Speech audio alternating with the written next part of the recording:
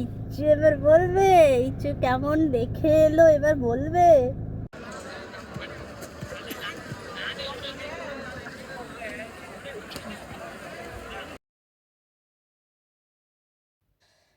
Good morning. Phone করেছিলাম, ওরা এই পৌঁছেছে কিছুক্ষণ আগে। আর আমরা সারা রাত এই গাড়ির মধ্যে ঘুমিয়েছি, আমি আর আঙ্কেল। এখন এই যাব, একটু ফ্রেশ হব। তো ফ্রেশ হয়ে গেলাম, এবার একটু চাটা খাবো। ঈশান ভালোই পৌঁছে গেছে, কোনো প্রবলেম হয়নি। ফোন করেছিলাম আর মনে করিয়ে দিলাম ঈশানের ওষুধটা দিয়ে দিতে। 7টার সময় ওর একটা ওষুধ আছে। কত গাড়ি দেখুন, এটা একটা পয়েন্ট, এটা একটা পয়েন্টে এত গাড়ি। এইরকম কতগুলো যে পয়েন্ট আছে, আমি শুধু ভাবছি যে এটা অফ সিজনে এত গাড়ি, আর সিজনের সময় তাহলে কি অবস্থা হয়। চলুন চা খেয়ে আসি। ওই দিকটাতে একটা হোটেল রয়েছে, 3-4টে হোটেল রয়েছে এই জায়গাটাতে। আর ওই দিকটাতে 3-4টে ওয়াশরুম রয়েছে, পে অ্যান্ড ইউজ। খুব সুন্দর, পরিষ্কার পরিচ্ছন্ন, বেশ ভালো। এই যে কেরালার বিখ্যাত পরোটা। এই পরোটাগুলোর নাম আমরা বাঙালিরা কি বলি? পেটাই পরোটা। কি ঠিক বললাম তো? গরম গরম পুট্ট, কুমড়ো বাড়া, পাঁপড়, কলা সেদ্ধ,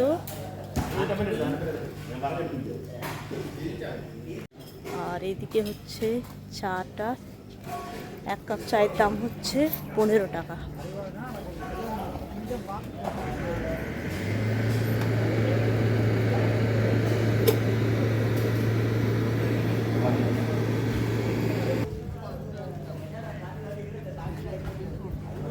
এখন বাজে হচ্ছে ওই 7:30।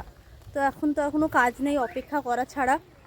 তাই ভাবছি একটু এই দিকটা ঘোরাঘুরি করি। গাড়ির মধ্যে বসে বসে ভালো লাগছে না। বাস ছেড়ে এসেছে, এটা মনে হয় Tamil. Are you from Tamil Nadu? Karnataka. ওকে। এনারা সাবরিমালা থেকে ফিরে এসেছেন, এখন খাওয়া দাওয়া করে তারপর বাড়ি ফিরবেন। নিজেরাই রান্না করেছেন, ওই যে ওই ভলভো বাসটাতে করে ওনারা এসেছেন, সমস্ত জিনিসপত্র নিয়ে এসেছেন রান্নার, নিজেরাই রান্না করে তারপর খাচ্ছেন। Thank you. আমাকেও খেতে বলছে, সকাল সকাল কে ভাত খাবে বলে। এই যে এত লোক আসছেন যাচ্ছেন, এখানেই রান্না করছেন খাচ্ছেন, তবু দেখুন জায়গাটা কতটা পরিষ্কার পরিচ্ছন্ন। ওইদিকেও পার্কিংয়ের পয়েন্ট রয়েছে অনেকগুলো, এখানে পার্কিংয়ের পয়েন্ট। এটা ডুমুর গাছ মনে হচ্ছে। হ্যাঁ হ্যাঁ, তো ডুমুর। এই যে ডুমুরও ধরে রয়েছে, কিন্তু এই ডুমুর খায়। একটা ডুমুর হয় দেখবেন মাতাল ডুমুর, ওটা খেলে মাতালের মতো লাগে, সেই জন্য ওটা আমরা খাই না। এখন আমি বুঝতে পারছি না যে এটা খাই কি খাই না। দেখতে তো একদম অরিজিনাল ডুমুরের মতনই লাগছে।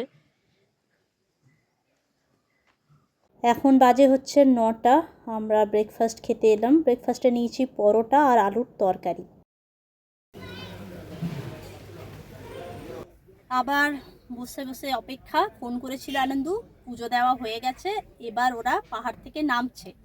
কত লোক আসছে আর যাচ্ছে, ওই দেখুন মাথায় যারা পুটলি নিয়ে ওরা এখন যাচ্ছে, আর এরা সবাই ফিরে চলে এসেছে। এখন আমরা এলাম একটু শরবত খেতে। গাড়ির মধ্যে বসে বসে ভালো লাগছে না, তাই ভাবলাম একটু শরবত খেয়ে আসি। এখানকার যে নারঙ্গা বেললাম, মানে হচ্ছে ওই পাতিলেবু আর সোডা দিয়ে যে বানাই, এটা বেশ ভালো লাগে খেতে। এরা সব খাবার বানাচ্ছে। Where are you from? Swami, where are you from? Karnataka. Are you returning? When you are returning? We are waiting for them. They are coming. We are from Kerala. Kerala where? Kerala, Alipi district.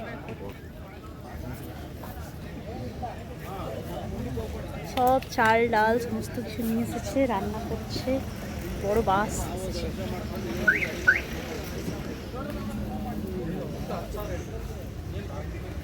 আমরা এখন lunch করতে যাচ্ছি, আর সবাই দেখুন খালি পায়ে। এই এত রোদ্দুর, এত গরম। এখানে যে হোটেলগুলো রয়েছে সব ভেজিটেরিয়ান হোটেল। তো একটা ভেজ থালি নিয়েছি, তোরেন রয়েছে, একটা পাঁচমিশালি সবজি, তারপর হচ্ছে পাচড়ি, পাঁপড় আর আচার। ওরা পুজো দিয়ে ফিরে এসেছে, পাম্বা পর্যন্ত চলে এসেছে, ফোন করেছিল, আমরা এখন ওদেরকে পিক আপ করতে যাচ্ছি। আর এই দেখুন এখন এই জায়গাগুলোতে হোটেল হচ্ছে, এটা একটা নতুন হোটেল হচ্ছে। এই জায়গাটা পুরোটা পাহাড়ি এলাকা, পাতানামথিটা জেলার মধ্যে পড়ছে আপনার সাবরিমালা মন্দিরটা। এখানে কিন্তু কোনো বসত বাড়ি দেখতে পাবেন না। এই যে ছোট ছোট বিল্ডিংগুলো দেখা যাচ্ছে এগুলো হোটেল, যেদিকে তাকাবেন শুধু জঙ্গল আর জঙ্গল। আর এই ঘন জঙ্গলের ভেতরে বাস করে সবর বলে এক জাতি। এই জায়গাটির নাম সাবরিমালা কেন হয়েছে এর পেছনে একটা পৌরাণিক কাহিনী আছে। এই কাহিনীটি আমায় বলেছিলেন বাঁকুড়ার এক পিসিমণি, যার সাথে আমার পরিচয় হয়েছে আমার ব্লগের মাধ্যমে। উনি শুধু আমার ব্লগ দেখেন না, কমেন্টসের মাধ্যমে নানা তথ্য দিয়ে উনি আমাকে সমৃদ্ধ করেন। তো ওনার কাছ থেকে এই শোনা গল্পটি আজ আপনাদের সাথে শেয়ার করব। আপনাদের মধ্যে অনেকেই হয়তো এই গল্পটি জানেন, আর যারা জানেন না তারা শুনুন, তাহলে আমার মতো সমৃদ্ধ হবেন। ত্রেতা যুগে রামচন্দ্র সীতা অন্বেষণকালে 18টি পর্বত বেষ্টিত এই এলাকায় পৌঁছেছিলেন। ওই বিশেষ পর্বতটিতে একজন সবর রমণী বাস করতেন। রামচন্দ্র তার কুটিরে গিয়ে তাকে দর্শন দান করেন। শাশুড়ি মা আবার বললেন উনি রামচন্দ্রের দর্শনের জন্য অপেক্ষা করছিলেন, তাই রামচন্দ্র তাকে দর্শন দেওয়ার জন্য তার কুটিরে এসেছিলেন। ভক্তিমতী সেই রমণী রামচন্দ্রকে কুল খেতে দেন এবং কুলটি টক কিনা সেটা পরীক্ষা করার জন্য নিজে কামড়ে তারপর রামচন্দ্রকে খেতে দেন।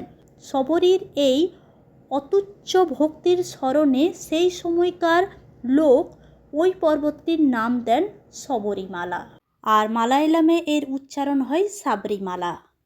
আর আপনাদের মধ্যে কেউ আমাকে জিজ্ঞাসা করেছিলেন যে আমি 50 বছরের আগেই যেতে চাই, মানে আইয়াপ্পা মন্দিরে ঢুকবো না কিন্তু গেট পর্যন্ত যেতে পারবো কিনা সেটা জানাতে।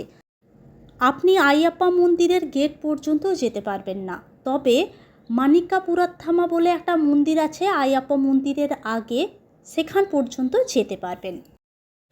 এই তো কিচ্ছু বাবা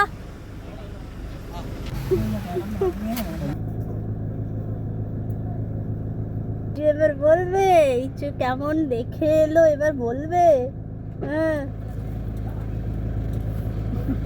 ইচ্ছু এতটুকু কাঁদেনি জানেন, বলবো ইচ্ছু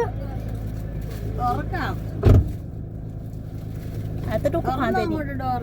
এই প্রথমবার ও আমাকে ছেড়ে এতক্ষণ ছিল। এর আগে দিনের বেলা 3 ঘন্টা 4 ঘন্টা ম্যাক্সিমাম 5 ঘন্টা ছেড়ে, মানে আমি আমার এক্সপিরিয়েন্স, কিন্তু এই প্রথমবার এতক্ষণ।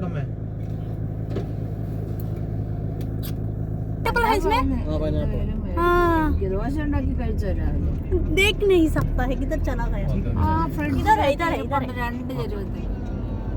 এখানে পাইনাপেলের খুব ইয়ে হয়, চাষ হয় এই জায়গাটাতে, প্রচুর পাইনাপেল পাওয়া যায়। এই দেখুন এগুলো सब पाइनएप्पल।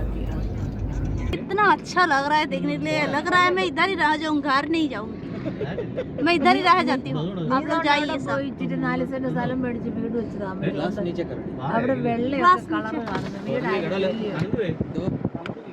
আপনাদের দেখানোর জন্য এই ভিডিও ক্লিপগুলো ওদের কাছ থেকে নিয়ে অ্যাড করে দিলাম। এই সেই পবিত্র নদী পাম্বা, এখানে অনেকেই স্নান করে সাবরিমালা যান, আবার কেউ কেউ পা হাত ধুয়ে মাথায় জল ছিটিয়ে।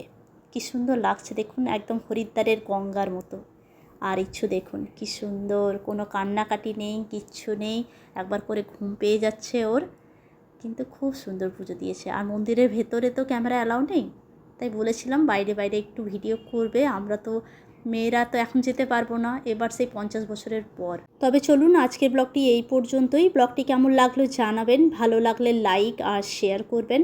আর আপনাদের সাথে আমার দেখা হচ্ছে আমার পরের ব্লগে। সবাই খুব ভালো থাকবেন, সুস্থ থাকবেন আর খুব আনন্দে থাকবেন। ধন্যবাদ।